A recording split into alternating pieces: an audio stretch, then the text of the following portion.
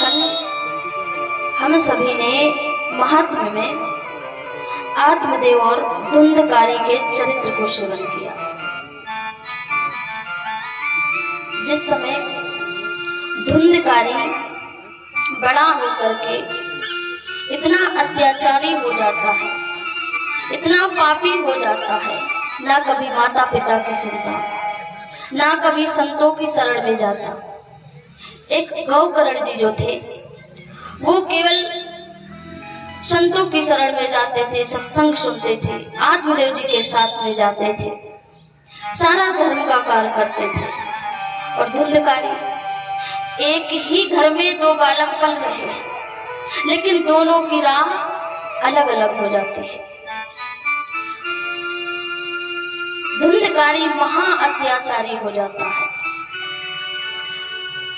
जहां कहीं भी हवन चल रहा हो, यज्ञ चल रहा हो, तो जाकर के यज्ञ को विध्वंस कर देता था, कहीं यज्ञ में जल डाल देता था, संतों को परेशान करता था।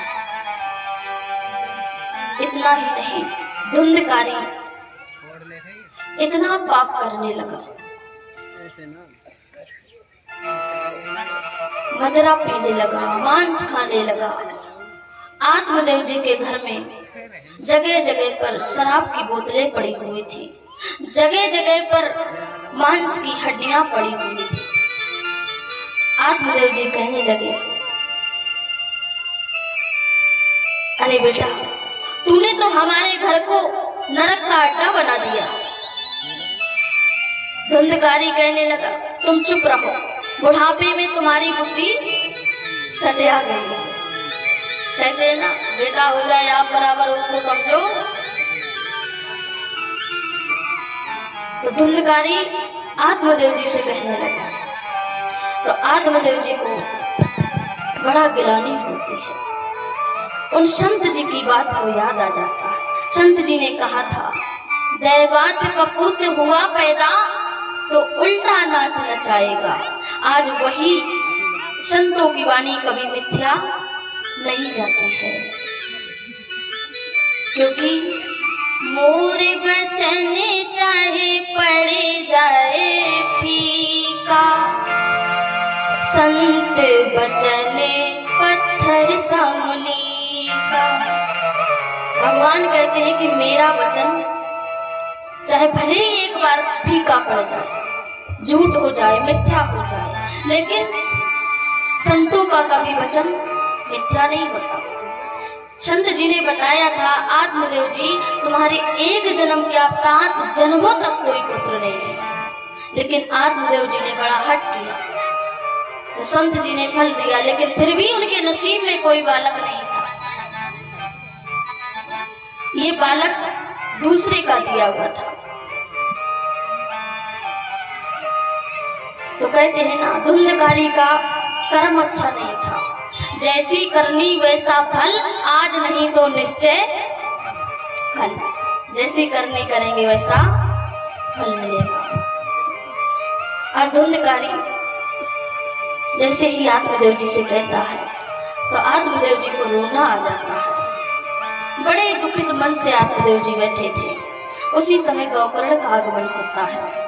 गौकर्ण जी ने जैसे ही आत्मदेव जी को रोते हुए देखा, तो गौकर्ण जी कहने लगे, पिताजी क्यों रो रहे हो, क्या बात है? आत्मदेव जी कहने लगे, बेटा अब तो तू ही मेरा मार्गदर्शन कर, क्योंकि मुझे बुढ़ापा आ गया है, मैं वन में जाकर भजन नहीं कर सकता, इतना मुझ में सामर्थ्य नहीं है। अब तो तू ही मेरा मार्गदर्शन कर सकता है। तो गौकर्ण जी कहने लगे, नहीं पिताजी, कौन कहता है वन में जाने से भजन होता है, वन में जाने से भगवान मिलते हैं? यदि वन में जाने से भगवान मिलते होते तो वन में तो शेर रहता है, भेड़िया रहता है, चीता रहता है, आदि आदि हिंसक जानवर रहते, तो हमसे पहले भगवान उनको मिल जाते। तो आत्मदेव जी कहते हैं, तो फिर क्या करूं? गौकर्ण जी कहने लगे, मन की तरंग मारे ले बस हो गया भजन, आदत बुरी सुधार ले, बस हो गया भजन। अपने मन की तरंगे जो चलती रहती है, कहते हैं ना वायु से ज्यादा तेज चलता है क्या? क्या चलता? मन की गति इतनी तीव्र होती है। तो गोकर्ण जी ने कहा कि अपने मन की तरंग को मार लीजिए, वन में जाने की आवश्यकता नहीं है, और ना ही भजन करने की कोई उम्र होती है, ना ही भजन करने की कोई डिग्री होती है। जो पढ़ा लिखा नहीं होता वो ऐसा नहीं है वो भजन नहीं कर सकता। भगवान का नाम इतना सरल है, फिर भी यदि हम भगवान का नाम नहीं ले पा रहे तब भी भगवान क्या कहते हैं? भगवान कौन है?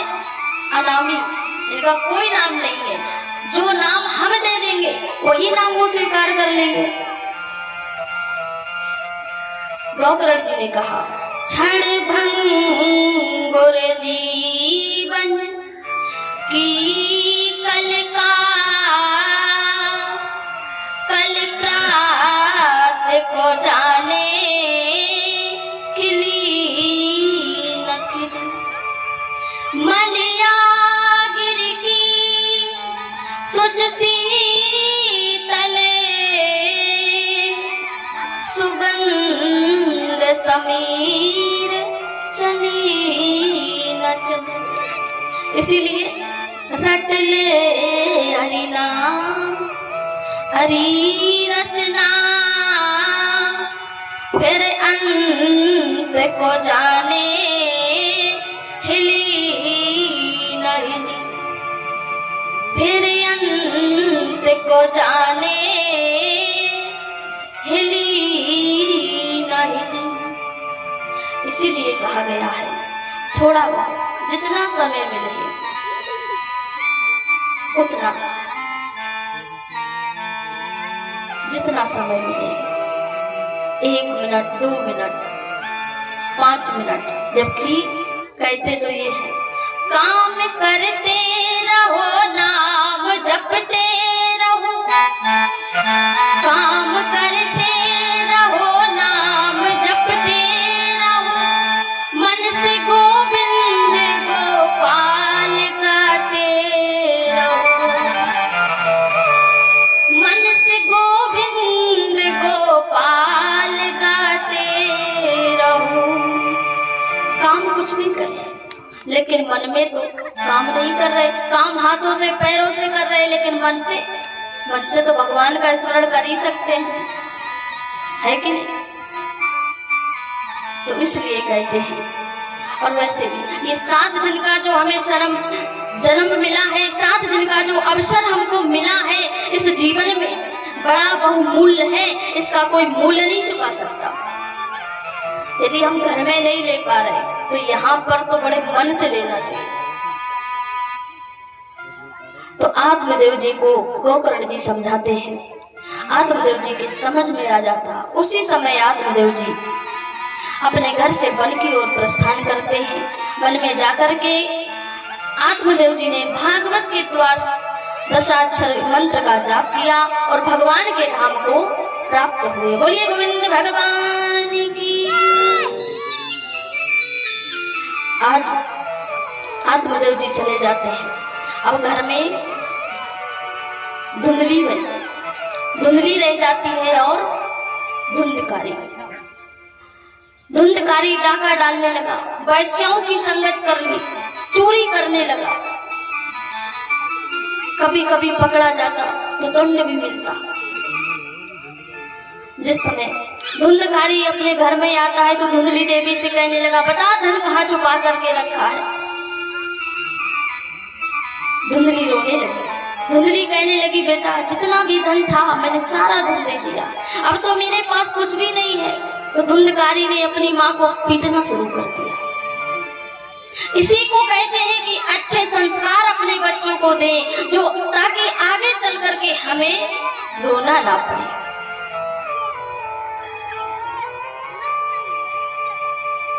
जिन बच्चों को हम बोलना सिखाते हैं, उंगली पकड़ के चलना सिखाते हैं, वही बच्चे आगे चल करके हमें चुप कराना सिखाते हैं। जिन बच्चों के लिए, जिन बेटों के जन्म पर मैंने लड्डू बांटे, वही बेटा आगे चल करके माँ बाप को बांटता है। कैसा जीवन है ये? विडंबना किसी और की नहीं है, हमारे और आपके संस्कारों में कमी है, जो हम सुंदर संस्कार नहीं दे सकते। आज धुंधली का यही हाल हुआ। धुंधली पहले सोचती थी अरे छोटा है, समझ जाएगा, सुधर जाएगा, लेकिन जब बच्चा गलती करता है तभी उसको डांट देना चाहिए, क्योंकि हर कार बच्चा घर से ही सीखता है। धुंधली ने नहीं डांटा। आज तो धुंधकारी धुंधली को पीटना शुरू कर देता है। धुंधकारी ने धुंधली देवी से कहा अभी मैं वापस आ रहा हूँ, धन निकाल करके रखना, नहीं तो तेरी डंडे से खबर लूंगा। जैसे ही धुंधकारी घर से बाहर जाता है, उसी समय धुंधली देवी पीछे को चलती जाती है और देखती जाती है कहीं धुंधकारी या तो नहीं रहा। उल्टी चलती है धुंधली देवी, और उल्टी चलने की वजह से देख नहीं पाती और चलते चलते एक अंधे कुएं में गिर जाती है। धुंधली देवी का कर्म अच्छा नहीं था तो फल भी अच्छा नहीं मिला। आत्मदेव जी का कर्म अच्छा था तो आत्मदेव जी को भगवान का धाम प्राप्त हुआ और धुंधली देवी को एक अंधे कुएं में गिरना पड़ा। इधर आत्मदेव जी चले जाते, धुंधली देवी भी मर जाती। अब तो धुंधकारी का साम्राज्य रह जाता है। धुंधकारी घर में अकेले रह जाता है तो धुंधकारी अपने घर में 5-5 वैश्याओं को ला करके रख लेता है। और वैश्याएं कैसी होती हैं सबको पता है। वैश्याएं कब तक अपनी होती हैं? जब तक जेब में मनी होती है, पैसे होते हैं तब तक होती है। जब धुंधकारी डाका डाल करके, चोरी कर करके, छीना झपटी कर करके जितना धन इकट्ठा किया था, जितना धन एकत्रित किया था, वैश्याओं ने सब अपने कब्जे में कर लिया। एक दिन वैश्याएं सलाह बनाती है। वैश्याओं ने सोचा जब कभी ये पकड़ा गया तो इसके साथ साथ दंड हमें भी मिलेगा, तो क्यों ना हम ऐसा करें कि इसको ही खत्म कर देते हैं। तो सारी वैश्याओं ने मिलकर के धुंधकारी को सोते हुए खटोली से बांध दिया, रस्सी लेकर, और बांध करके जलते हुए अंगारे उसके मुंह में डाले। धुंधकारी छटपटा करके मर जाता है और वैश्याएं वहां से माल लेकर के चली जाती है। आज धुंधकारी जब मर जाता है तो धुंधकारी महान प्रेत बन जाता, महान खल हो जाता। जब ये बात गोकर्ण जी को पता चलती है तो गोकर्ण जी ने धुंधकारी के नाम से गया जी में श्राद्ध किया। एक बार गोकर्ण जी अपने घर वापस आ रहे थे, रात्रि हो जाती है। जब गोकर्ण जी आत्मदेव जी के घर में आते थे तो जितने भी गांव के लोग थे तो गोकर्ण जी के दर्शन करने जाते थे, क्योंकि होता है ऐसा, जहाँ पर भागवत कथा होती हो, जहाँ पर राम कथा होती हो, कोई भी धार्मिक अनुष्ठान होता हो, जहाँ पर संत आते हैं, तो समझ लीजिए वो गांव नहीं रह जाता, साक्षात वृंदावन धाम बन जाता है। और इस गांव में एक नहीं, हमारे 4 संत यहाँ पर पधारे हुए हैं, क्योंकि संत शिरोमणि द्वार द्वार पे कभी किसी के न जाते, होती है शुभ घड़ी संत के दर्श तभी हो पाते। संतों की महिमा बहुत बताई गई है। तो आज जैसे ही गोकर्ण जी जाते हैं तो रात्रि हो जाती है, और संतों का हमेशा यही महत्व रहता है। संत हमेशा सोचते हैं हमारी वजह से किसी को कष्ट ना हो, किसी भी प्रकार का दुख ना हो। गोकर्ण जी ने विचार किया, सुबह होते ही गांव के लोगों से मिलूंगा, अभी रात्रि है, क्यों किसी को परेशान करें। तो गोकर्ण जी आत्मदेव जी के घर में चले जाते हैं, अपना भजन करने लगे। धुंधकारी महान प्रेत बना हुआ गोकर्ण जी को डराने लगा। कभी भैंसा बन जाता, कभी हाथी बन जाता, कभी बकरा बन जाता, कभी आगे जलने लगती है। और जैसे ही गोकर्ण ने ये दृश्य देखा, गोकर्ण जी कहने लगे कौन हो तुम? आवाज नहीं आई, क्योंकि मनुष्य का जो शरीर होता है 5 तत्वों से बना होता है। चित जल पावक गगन समीरा, पंच रचित अति अधम शरीरा। मनुष्यों का शरीर 5 तत्वों से बना होता है और भूतों का शरीर 3 तत्वों से बना होता है। भूतों का मुख नहीं होता, भूख लगती है लेकिन मुख नहीं होता। जब पेट है और मुख नहीं होगा तो कहाँ से खाओगे? देखा है ना, भूत प्रेत इसीलिए किसी दूसरे को लग जाते हैं, कहते हैं ना इनको भूत लग गए। तो वो लगते भी कैसे, उसके लिए भी एक कारण होता है। भगवान कहते हैं, भगवान ने सबको सब जगह दी है। तो भगवान कहते हैं जहां पर मेरा भोग लगता हो, जहां पर मेरा भोग लगता हो वहां कभी मत जाना, और जहां पर मेरा भोग ना लगता हो, शुद्ध भोजन ना बनता हो, वहां जाकर के तुम अपना निवास करो। तो जिस घर में भगवान का भोग नहीं लगता है, जिस घर में शुद्ध सात्विक भोजन नहीं बनता है, उसी घर में ये बाधाएं आती हैं। तो आज गोकर्ण जी ने अपने कमंडल से जल निकाला, जल निकाल करके जैसे ही छींटा मारा तो एक छाया दिखाई पड़ती है। गोकर्ण जी पूछने लगे तुम कौन हो? तो रोते हुए धुंधकारी ने कहा अहम भ्राता तदीयो विष्णु धुंधकारी नामता स्वकीयेनेव दोषेण ब्रह्मत्वं नास्तं मया। धुंधकारी कहने लगा मैं तुम्हारा भाई धुंधकारी हूँ। गोकर्ण जी कहने लगे धुंधकारी तुम एक प्रेत बनकर के कैसे? हमने जैसे ही तुम्हारे बारे में सुना था तो मैंने तुम्हारे नाम का गया जी में श्राद्ध भी किया था। धुंधकारी रोने लगा। धुंधकारी कहने लगा गया जी में उनका श्राद्ध किया जाता है। गया जी से मुक्ति उनकी होती है जो पापी होता है, लेकिन जो ज्यादा पापी होता है, जो महापापी होता है, उसकी गया जी में श्राद्ध करने से मुक्ति नहीं होती। तो गोकर्ण जी कहने लगे तुम चिंता मत करो, सुबह होते हुए जैसे ही सुबह होगी मैं कोई ना कोई इंतजाम करूंगा। सुबह होते ही गोकर्ण जी ने सूर्यदेव की प्रार्थना की। तुभ्यं नमो जगत साक्षी ब्रूहि मे मुक्ति हेतुकम्। जैसे ही सूर्यदेव की प्रार्थना की और सूर्यदेव जब प्रकट हुए तो गोकर्ण जी ने पूछा प्रेत योनि की मुक्ति कैसे होती है? तब सूर्यदेव ने बताया श्रीमद् भागवतान मुक्ति सप्ताहं वाचनम कुरु। कहा जो व्यक्ति मरने के बाद भी महान प्रेत खल बन जाता है, यदि उसके नाम से श्रीमद् भागवत सप्ताह ज्ञान का पवित्र पावन पाठ रखा जाता है, कथा होती है, उसके नाम से करवाई जाती है, तो उस प्रेत योनि में भी मुक्ति हो जाती है। तो आज गोकर्ण जी ने गांव वालों से सलाह मिला करके एक बगीचे में कथा का अनुष्ठान रखा। आज गोकर्ण जी वक्ता बन जाते हैं, गांव के लोग श्रोता बन जाते हैं, और वहीं पर एक धुंधकारी का के नाम का गोकर्ण जी जानते थे इस बात को। जिस बगीचे में कथा हो रही थी उस बगीचे में एक सप्त ग्रंथि का बांस लगा हुआ था। कहीं कहीं तो लोग पूछने लगते देवी जी धुंधकारी का बांस नहीं लगवाया आपने?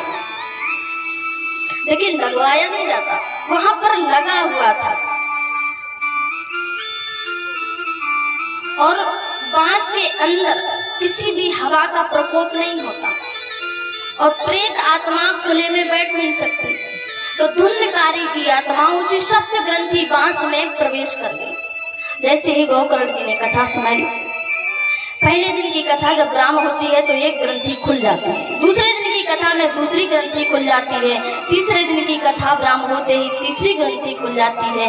ऐसे ऐसे जब कथा ब्राह्म होती है तो सातों ग्रंथि खुल जाती हैं और धुंधकारी अपने दिव्य रूप धारण करके प्रकट हो जाता है। जैसे ही धुंधकारी दिव्य रूप धारण करके प्रकट हुआ, ऊपर से भगवान के पार्षद धुंधकारी को लेने आ जाते हैं। जब धुंधकारी को भगवान के पार्षद लेने आते, गोकुरट जी ने देखा। गोकुरट जी ने पूछा, आप कौन हो? तो कहा, मैं भगवान का पार्षद हूँ, धुंधकारी ने कथा श्रवण की है तो धुंधकारी को लेने आया हूँ। गोकुरट जी कहने लगे, ऐसे कैसे हो सकता? कथा तो पूरे गांव वालों ने सुनी, केवल धुंधकारी ने अकेले नहीं सुनी, तो फिर एक विमान क्यों आया? भगवान के पार्षद कहने लगे, कथा के श्रोता तीन प्रकार के होते हैं, श्रोता, सरौता और सोता, तीन प्रकार के होते हैं। अब देखिए, जो सरौता होते हैं, सरौता कौन होते हैं? आपने सपाड़ी काटने वाले को देखा, चलते रहते, वो होते हैं सरौता। अच्छा, इन लोगों का काम क्या होता? इन लोगों का काम होता है, कथा में तो आएंगे, कथा में आकर के बैठेंगे, सबसे पहले पंचायत लगाएंगे और फिर आकर के अपने घर से ही मन में सोच करके आते हैं, चलो देख आए, घर में टाइम नहीं कट रहा है तो कथा में टाइम तब भी कट जाएगा। ढोलक बजेगी, मृदंग मजीरा, गाने सॉन्ग वगैरह होंगे तो टाइम पास हो जाएगा, टाइम कट जाएगा। और बोले चलो नहीं कछू तो व्यास जी को दिखाते हैं, व्यास जी कैसे हैं, कैसी कथा कह रहे हैं। और जब कथा में आएंगे तो देखेंगे तो बोले हाँ, कथा तो ठीक हो रही है लेकिन आनंद नहीं आ रहा। और आनंद आएगा भी कैसे? बोले ना तो सहायक ठीक है, ना पंडित जी ठीक है, ना व्यास जी ठीक है। और बोले हाँ, जैसे करवाने वाले वैसे करने वाले। फिर देखा, बोले हाँ, पंडाल थोड़ा टेढ़ा लगा है। देखे, अरे बोले महाराज जी, ये देवी जी को कहाँ से उठा लाए? देवी जी तो ठीक है पर थोड़ी नाक टेढ़ी है ना? यानी कि 1000 गलतियां करने वाले में और 1000